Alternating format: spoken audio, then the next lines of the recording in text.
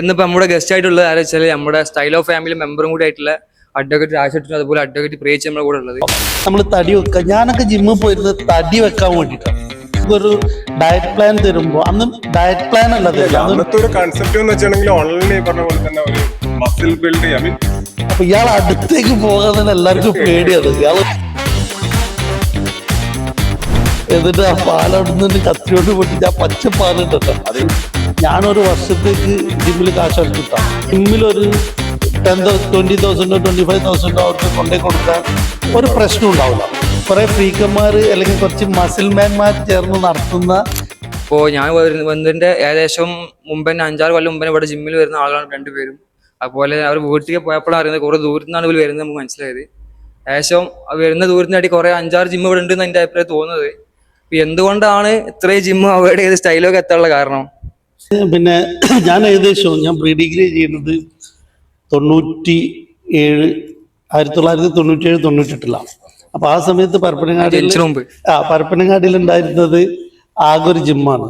അന്ന് നമ്മളെ junior mister India മൊമലേക്ക ആയിരുന്നു അതിന്റെ പിന്നെ ഫൗണ്ടറെങ്കിലും. മൊമലേക്ക ഇവിടെ ഇല്ലായിരുന്നു, മൊമലേക്കന്റെ അളിയനായിരുന്നു. അങ്ങനെ തന്നെയല്ലേ, അളിയനല്ല, ലത്തീഫ് നാഗ് ആയിരുന്നു ആ ജിമ്മ് നടത്തിയിരുന്നത്, ഭാരത് ജിമ്മ്. എനിക്ക് തോന്നുന്നു ഷിയാബൊക്കെ അവിടെ തന്നെ ആയിരിക്കും ട്രെയിനിങ് ഒക്കെ അവിടെ ചെയ്തിട്ടുണ്ടാവാം.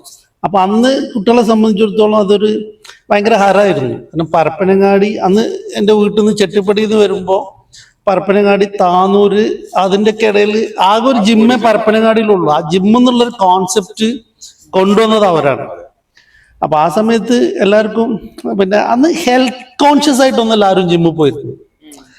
അന്ന് പിന്നെ എന്തായാലും ഒരു ഈ ചെറുപ്പക്കാർക്ക് ഒരു ആഗ്രഹം ഉണ്ടല്ലോ, നമ്മൾ തടി വെക്കുക. ഞാനൊക്കെ ജിമ്മിൽ പോയിരുന്നത് തടി വെക്കാൻ വേണ്ടിയിട്ടാണ്.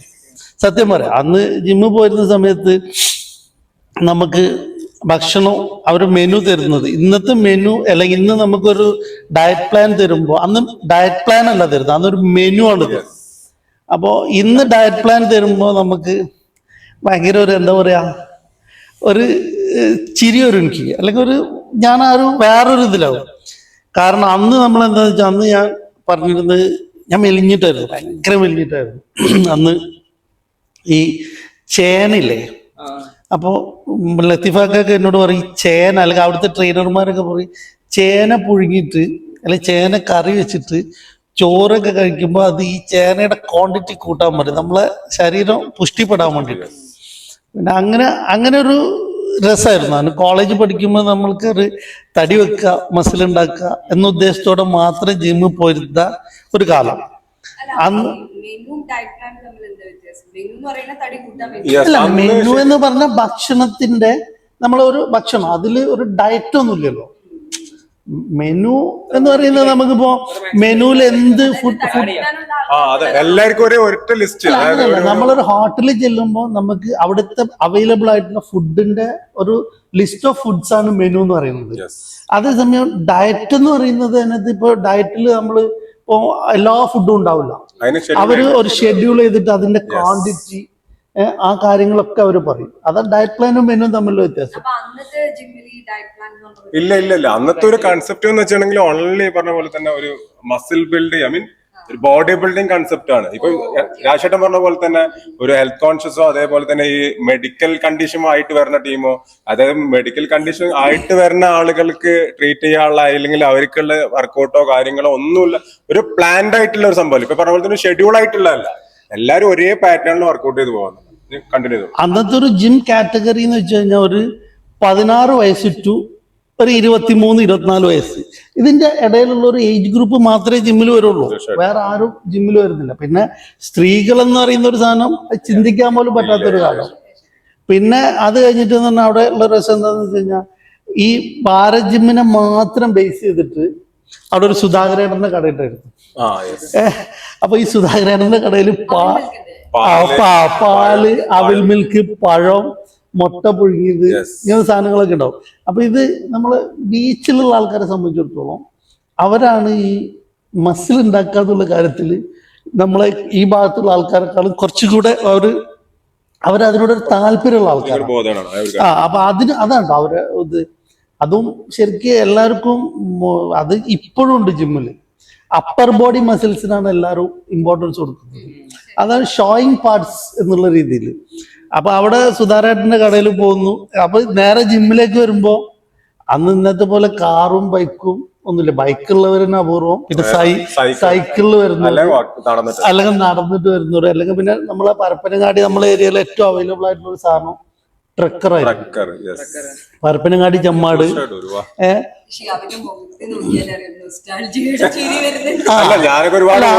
ട്രക്കറില് വരുന്നവര്. അപ്പൊ നമ്മളെന്ന് വെച്ചാൽ ഇന്നത്തെ പോലെ ബാഗൊന്നുമില്ല, ഒരു പ്ലാസ്റ്റിക് കവറിലാണ്.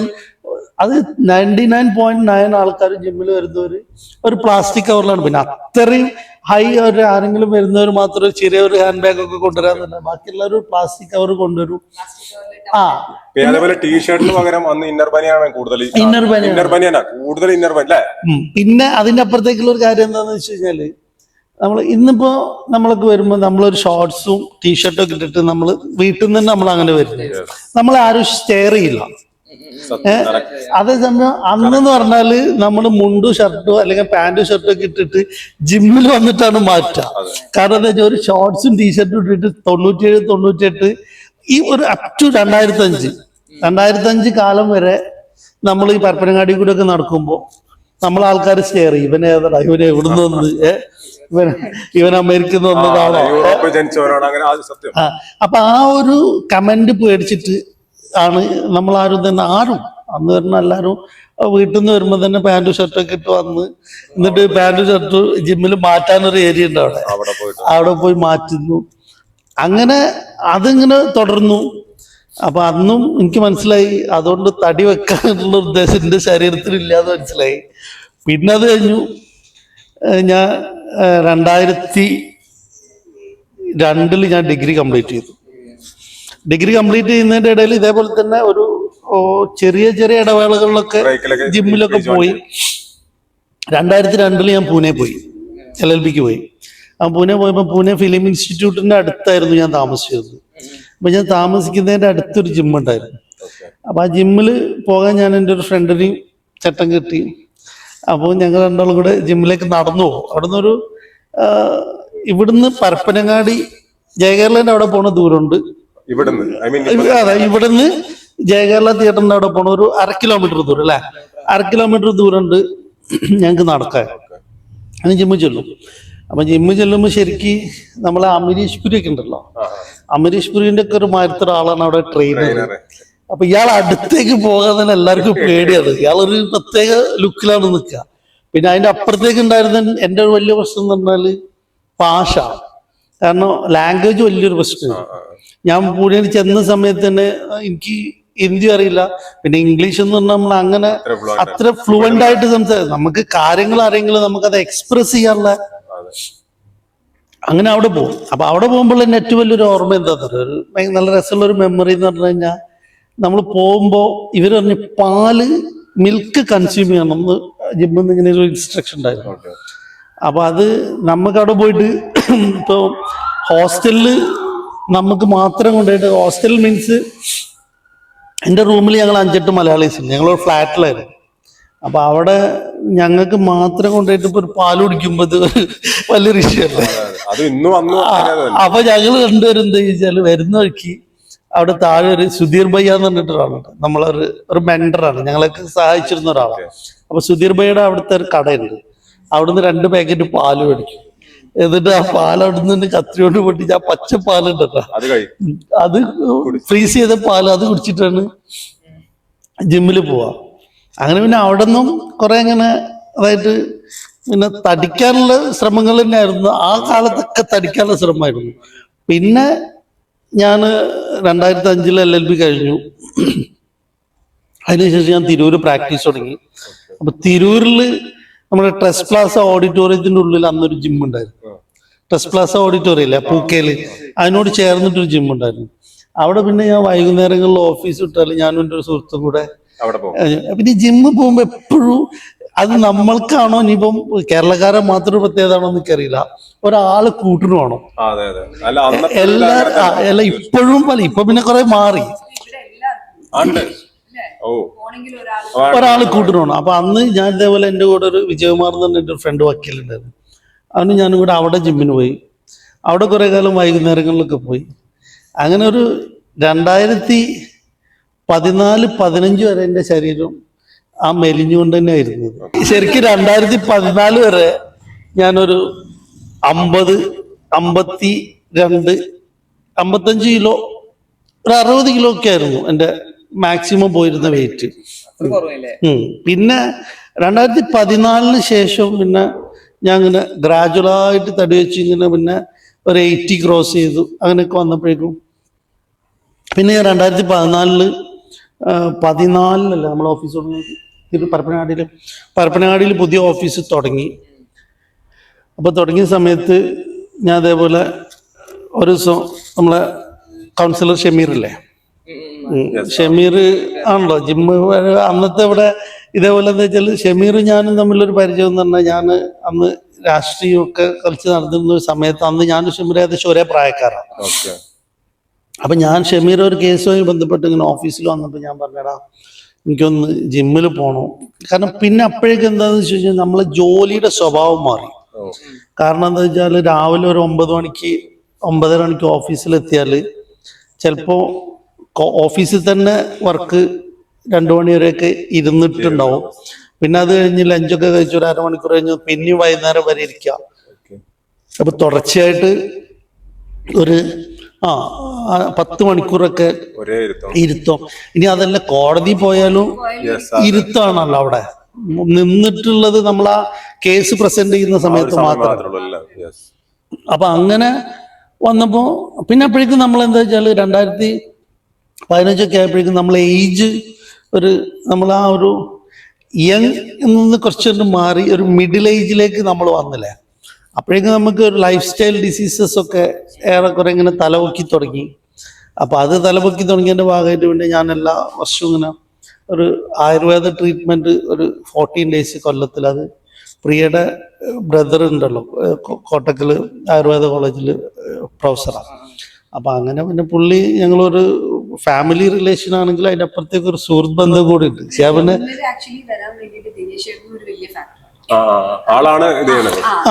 ദിനേശേട്ടൻ വലിയൊരു ഫാക്ടറാണ്. അതായത് ആള് ഭയങ്കര ബിസി ലൈഫാണ്. ആള് ചങ്ങരംകുളത്താണ് താമസം. അവിടുന്ന് രാവിലെ കോട്ടയ്ക്കൽ വരും, കോട്ടയ്ക്കലിൽ നിന്ന് ക്ലാസ് കഴിഞ്ഞ് തിരിച്ചു പോകും. പിന്നെ ഇടയിൽ വീക്കെൻഡ്സിൽ കൊടുങ്ങല്ലൂര്. അത്രയും തിരക്കിന്റെ ഇടയിലും ആള് കറക്റ്റ് ഡെയിലി വർക്ക്ഔട്ട് ചെയ്യും. അത് ശരിക്കും പറയണമെന്നുണ്ടെങ്കിൽ ഇപ്പൊ ഈ വർക്കൗട്ട് ചെയ്യാൻ സമയമില്ലാന്ന് പറഞ്ഞവർക്കുള്ള ഒരു ഇതും കൂടെ അല്ലേ. ഇത്രയും സമയം ഉണ്ടായിട്ടും ആളുകൾ സമയം ഉണ്ടായിട്ട് പോലും ഇതിനൊരു സമയം കണ്ടെത്താത്ത ഒരു കാലത്ത് ഈ പറഞ്ഞ പോലെ തന്നെ സമയം ഇല്ലാഞ്ഞിട്ടും അതിനൊരു സമയം കണ്ടെത്തുന്നത് അദ്ദേഹത്തിന് നമ്മൾ ആ കാര്യത്തില് മാതൃകയാക്കേണ്ട ഒരു പ്രധാന സംഭവം എന്താണെന്ന് വെച്ച് കഴിഞ്ഞാല്, കോട്ടക്കല് ആയുർവേദ കോളേജിൽ പ്രൊഫസറാണ്. അതോടൊപ്പം തന്നെ അദ്ദേഹം ഒരുപാട് ആയുർവേദ സ്റ്റുഡൻസിന് ഒരുപാട് പുസ്തകങ്ങൾ അദ്ദേഹം എഴുതിയ പുസ്തകങ്ങൾ. അങ്ങനെ കൂടെ അപ്പൊ ഞാൻ ഒരു പ്രാവശ്യം പോയിട്ടുണ്ട്, രാജേട്ടൻ എന്നോട് പറഞ്ഞിട്ട് പോയിട്ടില്ലേ. പഠിക്കുന്നത് ദിനേശേട്ടന്റെ പുസ്തകമാണ്. പിന്നെ അതിന്റെ കൂടെ പിന്നെ വിദേശ രാജ്യങ്ങളിൽ ഒരുപാട് സെമിനാറുകൾ, ഈ ആയുർവേദമായിട്ട് ബന്ധപ്പെട്ട സെമിനാറുകൾക്കും ക്ലാസ് എടുക്കാനും പോകും. ഇന്ത്യയിൽ മൊത്തം യാത്ര ചെയ്യും. ഇതിനൊക്കെ ഇടയിൽ ബോഡി മെയിൻറ്റെയിൻ ചെയ്യും. അപ്പൊ അതിനൊക്കെ ഇടയില് ഞങ്ങൾ 900 കണ്ടി ഒരു കാർഡിന്റെ അവിടേക്ക് നിങ്ങൾ പോകാറുണ്ട്. എന്നാലും ചേട്ടൻ രാവിലെ ആ വർക്ക്ഔട്ട് ചെയ്യുന്ന ടൈം ആകുമ്പോൾ ഒന്നുമില്ലെങ്കിൽ ഞങ്ങളെയൊക്കെ കുത്തി എണീപ്പിച്ച് നടക്കാനെങ്കിലും. അപ്പൊ അങ്ങനെ അപ്പൊ എന്നോട് പുള്ളി പറഞ്ഞ വേറൊരു പ്രധാന കാര്യം എന്താണെന്ന് വെച്ച് കഴിഞ്ഞാൽ, പിന്നെ ഒരിക്കലും എപ്പോഴും ഞങ്ങള് കാഷ്വൽ ടോക്കിൽ ഫ്രണ്ട്ലി ടോക്കിൽ എന്നോട് പറയും, ഞാനൊരു വർഷത്തേക്ക് ജിമ്മിൽ കാശ് അടിച്ചുട്ടാ.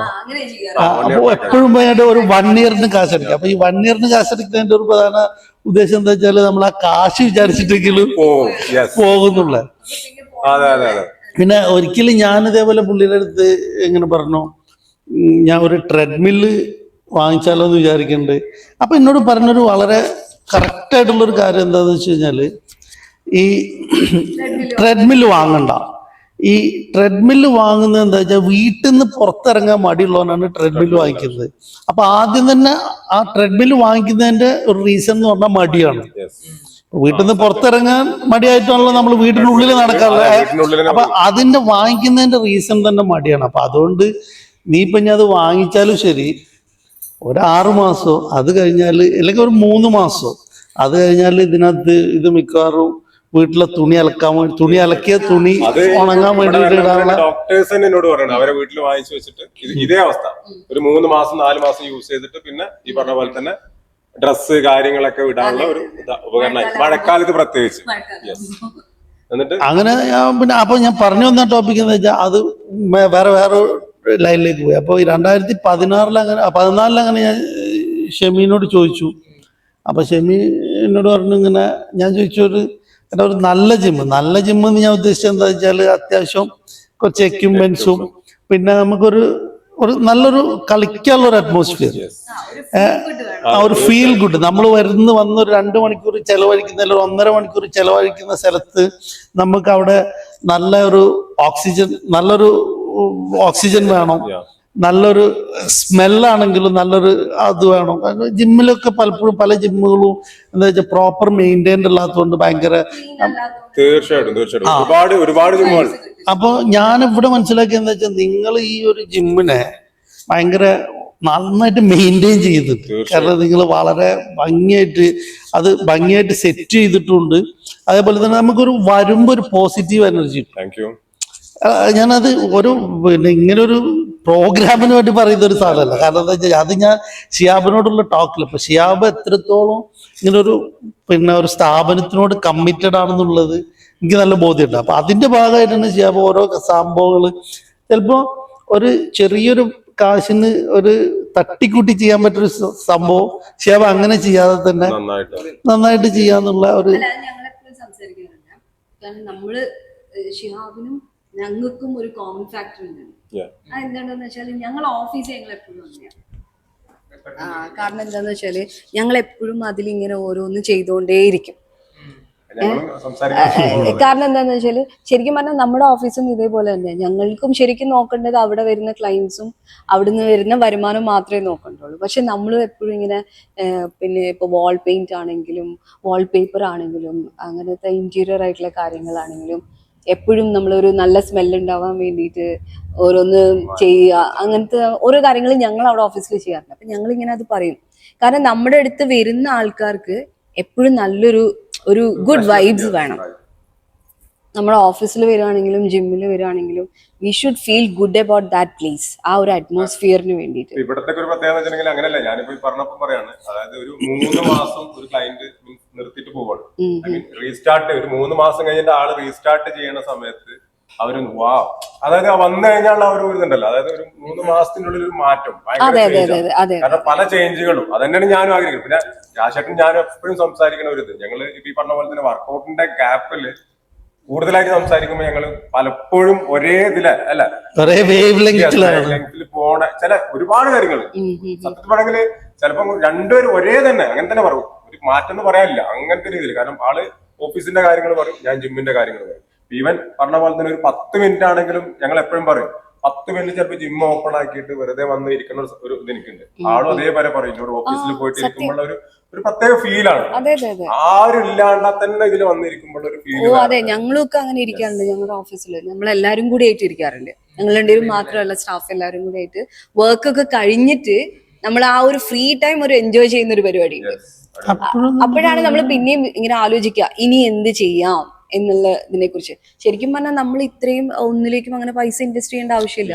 നമ്മളൊരു ബിസിനസ് മൈൻഡിൽ ചിന്തിക്കുകയാണെങ്കിൽ, കാരണം ഇതിന്ന് എനിക്ക് വരുമാനം മതി എന്നുള്ള രീതിയിൽ ചിന്തിക്കുമ്പോൾ നമ്മൾ അങ്ങനെ ഇൻവെസ്റ്റ് ചെയ്യേണ്ട ആവശ്യമില്ല. പക്ഷെ നമ്മൾ എന്താന്ന് വെച്ചാൽ വരുന്ന കസ്റ്റമേഴ്സിനും കൂടെ നല്ല ഒരു ഫെസിലിറ്റി കൊടുക്കണം. അവർക്ക് ഇവിടെ വന്ന് ഇവർ തിരിച്ചു പോകുമ്പോൾ അവര് ഒരു ഫ്രഷ് ആയിട്ട് പോകണം എന്നുള്ളത് ചിന്തിക്കുമ്പോഴാണ് നമ്മൾ ഇതിലേക്ക് പിന്നെയും റിനോവേഷൻസിലേക്ക് നമ്മൾ വരുന്നത്. ആളുകൾ തന്നെ പറയില്ലേ ഇതേപോലെ തന്നെ നമ്മള് എന്താ പറയാ, എന്തിനാണ് ഇത്ര കൂടുതൽ ഇൻവെസ്റ്റ് ചെയ്യുന്നത്, ഇത്ര കൂടുതൽ മോഡിഫൈ ചെയ്യുന്നത് അല്ലെ? ഷിയാബ് ഒരു പുതിയ എക്യുപ്മെന്റ്സ് കൊണ്ടുവരുമ്പോ ഷിയാബ് അത് ഇപ്പൊ ജെറായി. അപ്പൊ എന്നെ സംബന്ധിച്ചിടത്തോളം ഞാനിതൊന്നും എനിക്ക് ഫെമിലിയർ അല്ല, കാരണം എന്റെ മേഖലയല്ലല്ലോ. അപ്പൊ ഞാനൊന്ന് ഗൂഗിൾ ചെയ്ത് നോക്കൂ അല്ലെങ്കിൽ ഈ സംഭവം എന്താണ്. അപ്പൊ ഷിയാബ് അത് പറയുമ്പോ എന്നോട് പറയും രാശേട്ട അങ്ങനെ കംപ്ലീറ്റ് ജെറായുടെ സാധനങ്ങളാണെങ്കിൽ പിന്നെ മറ്റുള്ള ഓരോ ബ്രാൻഡുകൾ പറയുമ്പോൾ അപ്പൊ അതൊക്കെ അഡ്വാൻസ്ഡ് ബ്രാൻഡുകൾ ഞാൻ മനസ്സിലാക്കി എടുത്തോളം എന്താ വെച്ചാൽ ഇപ്പൊ മലപ്പുറം ജില്ലയിൽ പിന്നെ ചില കോട്ടക്കലോ അങ്ങനെയുള്ള ഒരു കുറച്ചുകൂടെ വലിയ സിറ്റികളോ മാറ്റി നിർത്തിയാല് പരപ്പനങ്ങാടിയിൽ ആയിരിക്കും ഇങ്ങനത്തെ ഒരു ഫെസിലിറ്റി പരപ്പനങ്ങാടി ഭാഗത്ത് അതെ ഞാൻ അല്ല കോട്ടക്കലും പിന്നെ മഞ്ചേരി അല്ല പെരിന്തൽമണ്ണയ്ക്കുള്ള മെയിൻ സിറ്റികൾ മാറ്റി നിർത്തി കഴിഞ്ഞാൽ പരപ്പനങ്ങാടി താരതമ്യേന ചെറിയ സിറ്റിയാണ് അപ്പൊ പരപ്പനങ്ങാടിയിൽ ഇങ്ങനെ മാത്രമായിരിക്കും ഒരു ഇങ്ങനത്തെ ഒരു ഇത് മലപ്പുറം ജില്ലയിൽ ഉണ്ടാവുക ഈ സിറ്റികളെ മാറ്റി നിർത്തി കഴിഞ്ഞാൽ. അപ്പൊ അതൊരു വലിയൊരു സംഭവം. അപ്പൊ ഞാനവിടെ വന്നപ്പോ അതിലൊരു വലിയൊരു സംഭവം എന്താ വെച്ചാൽ ഞാൻ ഷെമീനോട് പറഞ്ഞു ഇവിടെ സ്റ്റൈലോ എന്ന് പറഞ്ഞൊരു ജിമ്മുണ്ട്, അപ്പൊ അത് എവിടെയാന്ന് ചോദിച്ചു. അത് നിങ്ങൾ കണ്ടിട്ടില്ലേ, അത് മുറിക്കലാണെന്ന് പറഞ്ഞു. അല്ല ലോക്ക്ഡൌൺ സമയത്തൊന്നുമല്ല, അതിന്റെ മുമ്പൊക്കെയല്ല. ലോക്ക്ഡൌണിലുള്ള അപ്പൊ അങ്ങനെ വന്നപ്പോ ഷെമീനോട് ഞാൻ ചോദിച്ചു, ഷെമി അതൊരു അങ്ങനെ അത്ര വലിയ ജിമ്മാണോ? അപ്പൊ എന്നോട് പറഞ്ഞു രാശേട്ടാ അത് നിങ്ങള് പിന്നെ പുറത്തുനിന്ന് ഇങ്ങനെ കാണുമ്പോ അങ്ങനെ തോന്നുന്നതാണ്, അതിന്റെ ഉള്ളിൽ നിങ്ങൾ കേറിയിട്ടില്ലല്ലോ എന്ന് പറഞ്ഞു. അങ്ങനെ ഞാൻ കയറി വരാം. അപ്പൊ അന്ന് കയറി വരുമ്പോ ഇത്ര സൗകര്യങ്ങളൊന്നുമില്ല ഇത്. പക്ഷെ അവിടുന്ന് അങ്ങോട്ട് ഷിയാബ് പിന്നെ ഡെവലപ്പ് ചെയ്ത് എനിക്ക് തോന്നുന്നത് വെച്ചാൽ ഞാൻ വന്നിട്ട് എന്റെ അത് നേരത്തെ പറഞ്ഞ പോലെ എന്റെ ഓഫീസ് ഞങ്ങൾ 2014 ഓഫീസ് തുടങ്ങി. പിന്നെ ഞങ്ങൾ ഇങ്ങനെ ഒരു പടിപടിയായിട്ട് ഇങ്ങനെ ഞങ്ങളെ പ്രൊഫഷനിൽ ഒന്ന് ഇങ്ങനെ കുറച്ച് മുന്നോട്ട് പോയി. അതിന്റെ ഭാഗമായിട്ട് ഞങ്ങൾ തിരൂർ ഓഫീസ് തുറന്നു. അപ്പൊ അങ്ങനെ ഞാനും ഇങ്ങനെ മുന്നോട്ട് പോകുമ്പോ അതേപോലെ എന്നെക്കാൾ കുറച്ചും കൂടെ ആയിട്ടുള്ള ഷിയാബ് ഇങ്ങനെ അല്ല ഞാൻ പറയാം. അപ്പൊ അത് നമുക്കൊരു സന്തോഷമുള്ള കാര്യമാണ്. കാരണം ഷിയാബ് ഇവിടെ നിന്ന് പിന്നെ വെന്നൂര് തലപ്പാറ തുടങ്ങി, പിന്നെ വെന്നൂര് തുടങ്ങി, ഇപ്പൊ കൂട്ടുമുച്ചി തുടങ്ങി, പറമ്പിൽ പീടികയിലായി.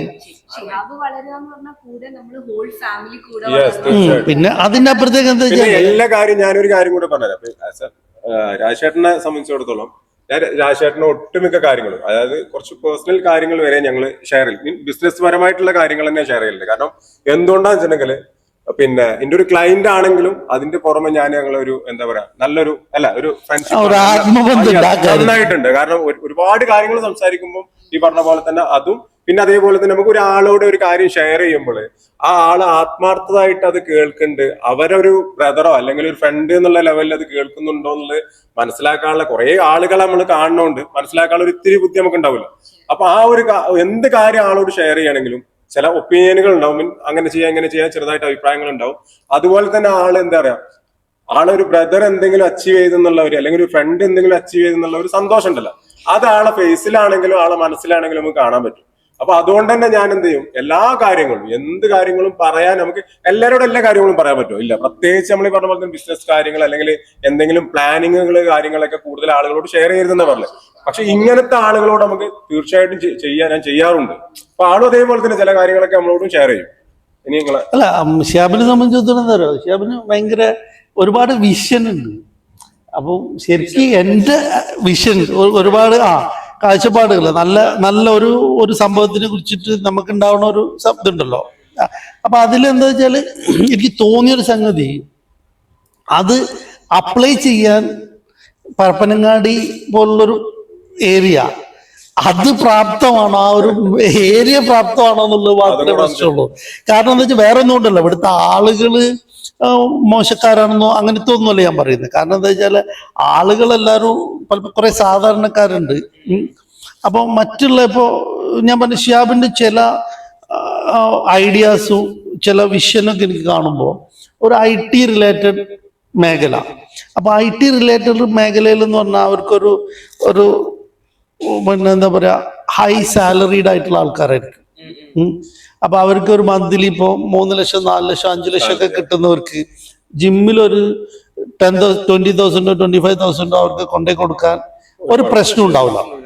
കാരണം അവരെ സംബന്ധിച്ചിടത്തോളം അവർക്ക് പിന്നെ അവരുടെ ഹെൽത്ത് എന്ന് പറയുന്നത് ഭയങ്കര ഇമ്പോർട്ടൻ്റ് ആണ് അവർക്ക്. കാരണം അവര് രാവിലെ മുതൽ മണിക്കൂർ അവര് ചിലപ്പോ 24 അപ്പൊ 24/7 അവര് ഫിസിക്കൽ വർക്കല്ല അവര് മെന്റലി ഭയങ്കര ഹെക്റ്റിക് ആണ് അവരുടെ വർക്ക്. അപ്പൊ ഈ ഹെക്റ്റിക് വർക്ക് ചെയ്യുന്നവർക്ക് അവരുടെ ബോഡി നന്നായിട്ട് നിലനിർത്തിയാലേ അവരെ മൈൻഡ് സെറ്റ് നന്നായിട്ട് വരുള്ളൂ. അത് ഒരു ഇതാണല്ലോ, ബോഡിയും നമ്മുടെ മൈൻഡും ഒരു ഇന്റർ റിലേറ്റഡ് ആണല്ലോ. 100% yeah. അപ്പോൾ അങ്ങനെ വരുന്നൊരു സ്ഥലത്ത് ഇപ്പോൾ ഷിയാബ് പറഞ്ഞ ഷിയാബിന്റെ ഒരു കോൺസെപ്റ്റ്, ആ കോൺസെപ്റ്റ് എന്നോട് പേഴ്സണലി ഷെയർ ചെയ്തതാണ്. അതുകൊണ്ട് അത് ഞാൻ ഇവിടെ പറയില്ല. അപ്പോൾ അങ്ങനെ ആ ഒരു കോൺസെപ്റ്റ് കേട്ടപ്പോൾ എനിക്ക് ഭയങ്കര നല്ല ഇതായിട്ട് തോന്നി. പക്ഷെ ആ കോൺസെപ്റ്റിനെ ഇവിടുത്തെ ഒരു ഞാൻ ഉൾപ്പെടുന്ന സാധാരണക്കാരായിട്ടുള്ള ഒരാൾക്കാർക്ക് അത് അഫോർഡ് ചെയ്യാൻ പറ്റുമോ എന്നുള്ളതാണ്, ഇൻക്ലൂഡിങ് മീ. ഇപ്പോ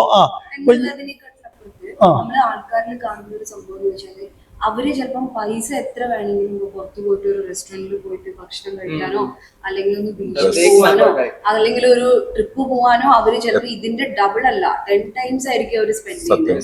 പക്ഷെ അത് ഹെൽത്തിലേക്കോ അല്ലെങ്കിൽ ജിമ്മിൽ പോകാനോ അല്ലെങ്കിൽ ഒരു വർക്ക്ഔട്ടിന് വേണ്ടിയിട്ടോ അത്രയും പൈസ ചെലവാക്കാതെ വരുമ്പോ അവർ അതിൽ പിന്നോട്ട് വരും. അതാണ്, അല്ലാതെ അഫോർഡ് അല്ല. പക്ഷെ അതിലിപ്പോ എനിക്കൊരു അഭിപ്രായ വ്യത്യാസം എന്താ പറയുക, ആ ഒരു കോൺസെപ്റ്റ് ഭയങ്കരമായിട്ട് മാറിക്കൊണ്ടിരിക്കുകയാണ്. കാരണം ഇപ്പൊ കുറെ മാറി. ഇപ്പൊ കൊറോണയാണ് ആ ഒരു കാര്യത്തിൽ ഇപ്പൊ പ്രത്യേകിച്ച് പേഴ്സണൽ ട്രെയിനിങ്ങിന്റെ കാര്യത്തിൽ ഒരു 2020 വരെ അല്ലെങ്കിൽ 20 വരെയുള്ള കാലത്തൊന്നും ശരിക്കും ഒരു പേഴ്സണൽ ട്രെയിനിങ് എന്ന് പറഞ്ഞാൽ ഈ ഒരു മേഖലയിലൊന്നും അത് കേട്ടുകേൾവി പോലും ഇല്ലാത്തൊരു സെലിബ്രിറ്റീസ്. അത് സെലിബ്രിറ്റീസ് മാത്രം കൂടുതലായിട്ട് കേൾക്കുന്ന സ്ഥലം ഒന്ന് എറണാകുളം, അതേപോലെ തന്നെ ബാംഗ്ലൂർ, മെയിൻ സിറ്റികൾ മാത്രമാണ്. അല്ല, അത് പ്രിയ പറഞ്ഞത് തന്നെ ഒരു വലിയ സാധനം. സെലിബ്രിറ്റീസ് മാത്രം ചെയ്തുകൊണ്ടിരുന്ന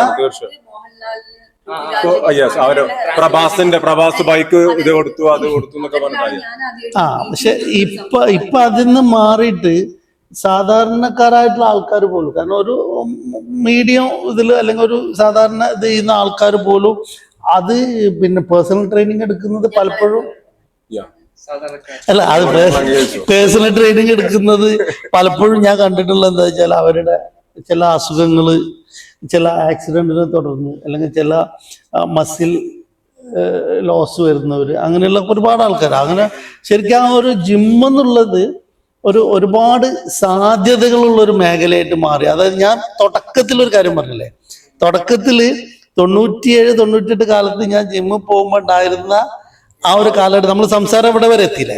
ആ ഒരു 25 വർഷം കൊണ്ട് 25-27 വർഷം കൊണ്ട് ആ ജിമ്മെന്ന് പറയുന്ന ഒരു സംഭവം കുറെ ഫ്രീക്കന്മാര് അല്ലെങ്കിൽ കുറച്ച് മസിൽമാൻമാർ ചേർന്ന് നടത്തുന്ന ഒരു ചെറിയൊരു ക്ലബ്ബ് എന്നുള്ള രീതിയിൽ നിന്ന് മാറിയിട്ട് അതൊരു ശരിക്കും ഒരു ഹെൽത്ത് ഇൻസ്റ്റിറ്റ്യൂഷൻ ആയിട്ട് മാറി. അതായത് ഇന്നത്തെ ഒരു ജിം എന്ന് വെച്ചിട്ടുണ്ടെങ്കിൽ ശരിക്കും 5 വയസ്സ് മുതൽ ഏകദേശം ഒരു 90 വയസ്സുള്ള ആളുകൾക്ക് വരെ വർക്കൗട്ട് ചെയ്ത് പോകാൻ പറ്റുന്ന എല്ലാവിധ വർക്കൗട്ട് മൊഡാലിറ്റിയും ഇന്ന് ഒരുവിധം ജിമ്മുകളിലായി.